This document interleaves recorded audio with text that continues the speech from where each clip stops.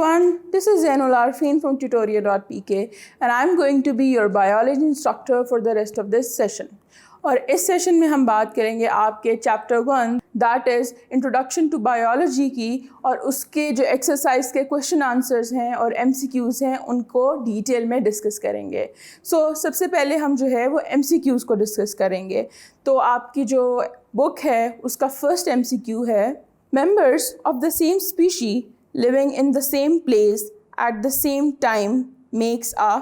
अब आपसे ये पूछ रहे हैं कि सेम स्पीशी के मेंबर्स जो एक टाइम पे एक जगह पे रह रहे हैं उन्हें हम क्या कहेंगे. तो इसकी आपके पास 4 ऑप्शंस हैं और वो ऑप्शंस हैं A habitat, B biosphere, C community, D population and the correct answer is D population. Population right answer इसलिए है कि पॉपुलेशन की डेफिनेशन ही ये है, same species living at the same time at the same place. बाकी जो options हैं उसमें हैबिटेट रहने की जगह को कहते हैं, बायोस्फीयर में सारी की सारी कम्युनिटीज़ आ जाती हैं और कम्युनिटी जो है उसमें डिफरेंट पॉपुलेशंस को एग्जिस्ट कर रही होती हैं. सो इसलिए इसका राइट आंसर है population. So now the next MCQ is, if a scientist is studying the methods of inserting human insulin genes in bacteria, which branch of biology may this be? तो अब आपसे ये पूछ रहे हैं कि अगर एक साइंटिस्ट बैक्टीरिया के अंदर इंसुलिन का जीन इंसर्ट करना चाह रहा है, उसको स्टडी करना चाह रहा है, तो ये वाला काम जो है ये बायोलॉजी की किस ब्रांच के अंदर फॉल करेगा. इसकी ऑप्शंस हैं A anatomy, B physiology, C biotechnology and D pharmacology. And the correct answer is C biotechnology.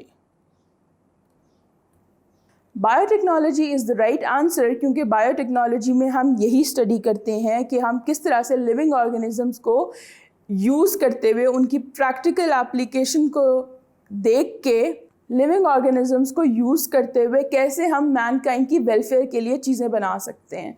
बाकी जो है एनाटॉमी जो है वो इंटरनल स्ट्रक्चर्स की स्टडी है, और बाकी भी जो इसमें ऑप्शंस हैं उसमें कहीं भी ये चीज़ फॉल नहीं करती कि हम किसी लिविंग ऑर्गेनिज्म को यूज़ करके मैनकाइंड की वेलफेयर के लिए कुछ कर रहे हों. Now the third MCQ is, which one will be the correct sequence of the levels of organization of life? अब इसमें उन्होंने आपको ये पूछा हुआ है डिफरेंट सीक्वेंसेस दे के कि इनमें से कौन सा जो है वो ठीक सीक्वेंस है. तो the options are cell, organelle, molecule, organ, tissue, organ system and individual. B molecule, tissue, organelle, cell, organ system, organ, individual. C molecule, organelle, cell, tissue, organ, organ system, individual. D organ system, organ, tissue, cell, molecule, organelle, individual. And the right option is C molecule, organelle, cell, tissue, organ, organ system and individual. C is the right sequence क्योंकि हम एक छोटे level से शुरू कर रहे हैं और बड़े लेवल तक जा रहे हैं, तो इसलिए ये राइट आंसर है. हम मॉलिक्यूल से शुरू कर रहे हैं, मॉलिक्यूल मिलके ऑर्गेनेलीज बना देते हैं, ऑर्गेनेली से सेल बन जाता है, सेल से टिश्यू पे आ जाते हैं, टिश्यू से ऑर्गन्स बनते हैं, ऑर्गन्स मिलके ऑर्गन सिस्टम्स बना देते हैं, और डिफरेंट ऑर्गन सिस्टम्स मिलके एक इंडिविजुअल बना देते हैं.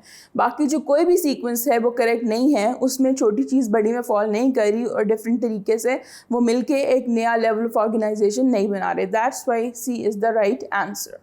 Now the next MCQ is, which of these major bioelements is in the highest percentage in protoplasm? अब प्रोटोप्लाज्म जो है बेसिकली सेल के अंदर की बात हो रही है. लिविंग प्रोटोप्लाज्म यानी लिविंग सेल्स के अंदर कौन सी चीज़ जो है हाईएस्ट, कौन सी चीज़ जो है वो हाईएस्ट परसेंटेज में पाई जाती है. And the options are A carbon, B hydrogen, C oxygen, D nitrogen. And the correct option is C oxygen. And oxygen is the right answer क्योंकि आपकी बुक में भी एक ग्राफ गिवन है, एक पाई चार्ट है बायो एलिमेंट्स का कि उनकी परसेंटेज के हिसाब से सबसे ज़्यादा कौन सा है, उसमें कम कौन है. तो उसमें ये क्लियरली मेंशन्ड है कि ऑक्सीजन जो है वो हाईएस्ट परसेंटेज में लिविंग प्रोटोप्लाज्म के अंदर मौजूद होता है. Now the next MCQ is which of the following groups includes organisms all of which are absorptive in their nutrition. अब ये उस ग्रुप की बात हो रही है कि जिसमें सारे के सारे जो ऑर्गेनिज्म हैं उनका मोड ऑफ न्यूट्रिशन जो है वो अब्जॉर्प्टिव हो, यानी वो दूसरी चीज़ों से अपनी न्यूट्रिशन को अब्जॉर्ब कर रहे हों, ना तो वो खुद कुछ बना सकते हों और ना ही वो दूसरी चीज़ों को खा पी सकते हों. सो इसकी ऑप्शंस हैं A. Protists, B. Animals, C. Bacteria and D. Fungi. And the correct option is D. Fungi. Now fungi is the right answer क्योंकि इनमें से fungi एक ऐसी चीज़ है जो डेड मैटर पे ग्रो करता है. वो ग्रो करती हैं और जो डेड मैटर होता है उसमें से अपनी न्यूट्रिशन को अब्जॉर्ब कर रही होती हैं, और बाकी सारी चीज़ें जो हैं वो यूजुअली या तो अपना प्रोड्यूस कर रहे हैं फूड या फिर वो दूसरी चीज़ों को कंज्यूम करके उनसे फूड हासिल कर रहे हैं. Now the next MCQ is similar cells organized into groups and performing same functions are known as. अब यहाँ पे वो आपसे ये पूछ रहे हैं कि जो सेल्स हैं एक तरह के वो एक ग्रुप में ऑर्गेनाइज हुए हों और एक ही फंक्शन परफॉर्म कर रहे हों, तो इनमें से वो कौन सा लेवल है. And the options are A. Organelle, B. Tissue, C.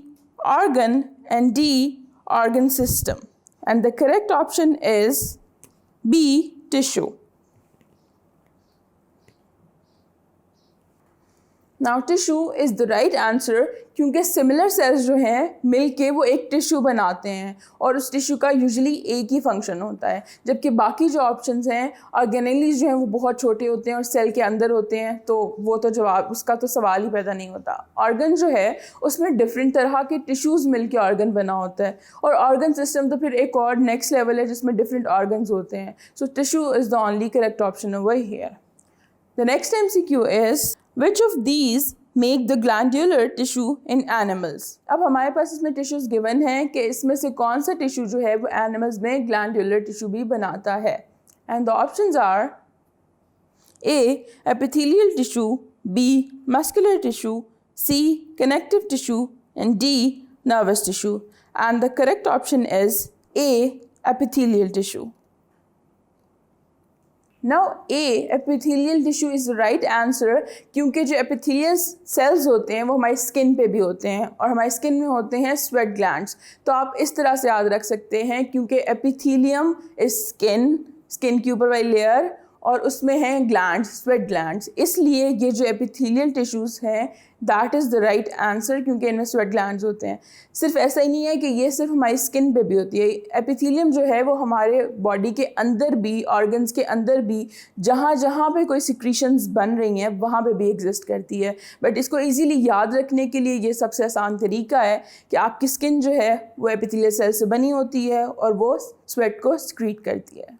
Now the next MCQ is the level of organization that is less definite in plants is. अब आपसे ये पूछ रहे हैं कि प्लांट्स में इनमें से कौन सा लेवल ऑफ ऑर्गेनाइजेशन जो है वो लेस डेफिनेट होता है, यानी बहुत कॉन्क्रीट नहीं होता, बहुत क्लियर नहीं होता. तो इसके ऑप्शंस हैं A. Tissue level, B. Organ level, C. Organ system level and D. Individual level. And the correct option is C. Organ system level. अब ऑर्गन सिस्टम लेवल प्लांट्स में बहुत क्लियर नहीं होता, उसमें ऑर्गन्स तो होते हैं बट ऐसा नहीं होता कि डिफरेंट ऑर्गन्स मिलके कोई एक पर्टिकुलर फंक्शन जो है वो रिस्पॉन्ड भी कर रहे हो और परफॉर्म भी कर रहे हो. रादर ये होता है कि सिस्टम की बजाय डिफरेंट सेल्स और टिश्यूज़ अलग से भी परफॉर्म कर रहे होते हैं, जैसे फ्लोएम टिश्यूज़ हैं, जाइलम टिश्यूज़ हैं. ये एक पूरा स्ट्रक्चर तो बना रहे होते हैं लेकिन ये एक सिंगल स्ट्रक्चर बना रहे होते हैं, पूरा सिस्टम नहीं होता. तो हम एग्जैक्टली उसको एक ऑर्गन सिस्टम के अंदर प्लेस नहीं कर सकते. दैट्स वाई ये वाला जो ऑर्गेनाइजेशन लेवल है ये प्लांट्स के अंदर इतना क्लियर नहीं होता. The next MCQ is What is true about Volvox. अब वॉलवॉक्स जो है वो एक ग्रीन एल्गाए है और उन्होंने पूछा है कि इन स्टेटमेंट्स में से कौन सी वाली करेक्ट है. The options are A. Unicellular prokaryote, B. Unicellular eukaryote, C. colonial eukaryote, D. multicellular eukaryotes. And the correct option is C. colonial eukaryotes. C colonial eukaryotes is the right answer, इसलिए कि जो वॉल्वक्स है वो colonies बनाती है। It's a green alga और आपकी book में एग्जांपल बहुत क्लियरली कॉलोनियल ऑर्गेनाइजेशन में दी गई है वॉल्वक्स की कि ये कॉलोनीज़ बनाती है और ये यूकैरियोट है। यूकैरियोट इसलिए कि ये किंगडम प्रोटिस्टा में आती है और वहाँ पे सारे ऑर्गेनिज्म जो हैं वो यूकैरियोट्स हैं, प्रोकैरियोट्स नहीं हैं। तो कॉलोनियल भी है और यूकैरियोट भी है। The next MCQ is when we study the feeding relations among different animal species of a forest, at which level of organization we are studying? अब वो ये पूछ रहे हैं कि अगर हम एनिमल के फीडिंग रिलेशंस को स्टडी कर रहे हैं तो हम कौन से लेवल ऑफ ऑर्गेनाइजेशन पे जो है उनको देख रहे हैं कि वो ओवरऑल वो जो फीडिंग रिलेशनशिप्स हैं वो किस लेवल के अंदर फॉल करते हैं। और उसके ऑप्शंस हैं A individual, B population, C community, and D biosphere. And the right answer is C community. Community is the right answer इसलिए कि जो community है उसमें different populations कोएग्जिस्ट कर रही होती हैं और अपने इन्वायरमेंट के एबायोटिक फैक्टर्स यानी नॉन लिविंग फैक्टर्स के साथ भी इंटरैक्ट कर रही होती हैं। जब हम फीडिंग रिलेशंस की बात कर रहे हैं तो हम ये देख रहे हैं कि कौन सा एनिमल किस चीज़ को खा रहा है, वो प्लांट्स को खा रहा है या वो दूसरे एनिमल्स को खा रहा है। इसका मतलब है कि वो डिफरेंट पॉपुलेशंस हैं। यानी अगर टाइगर्स को देख लें, टाइगर की एक पॉपुलेशन है, फिर वहाँ पे लेट्स से कि वहाँ हिरन पाए जाते हैं, उनकी अलग पॉपुलेशन है, और फिर हिरन जो हैं वो प्लांट्स को खा रहे हैं तो उनकी एक अलग पॉपुलेशन है। ये 3-4 डिफरेंट पॉपुलेशंस हैं जो एक कम्युनिटी में फॉल करती हैं। तो जब हम फीडिंग रिलेशनशिप्स की बात करते हैं तो हम हमेशा कम्युनिटी लेवल पे चीज़ों को स्टडी कर रहे होते हैं, उसमें डिफरेंट पॉपुलेशंस के फीडिंग रिलेशनशिप्स आपस में डिस्कस होते हैं। सो ये MCQ जो था ये आपकी एक्सरसाइज का लास्ट MCQ था। I hope every MCQ is very clear in your mind now and you know the right answers and justification for everything.